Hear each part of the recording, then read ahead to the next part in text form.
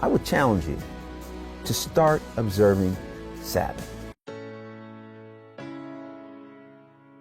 I've been in Hollywood for 18 years as a Christian, working on movies like Pursuit of Happiness, Karate Kid, and most recently, Heaven is for Real. In our life, we are running, we are trying to multitask, we are so busy, and we think the busyness is productivity. Stop. The Bible says, remember the Sabbath day to keep it holy. It's really, really important to take that time out. The Sabbath has been the key to my success. Why?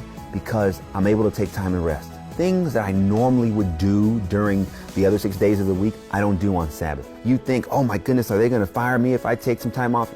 Every job I take, I let them know before I take the job that Sabbath observance is really, really important to me.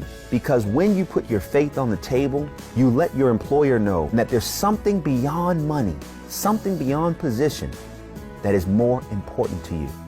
If you are so into your texting and your iPhone and your Instagram and your emails and all of these things, I would challenge you to start observing Sabbath. You want your career, your life, and your relationships to go to the next level? Take time out and watch what happens.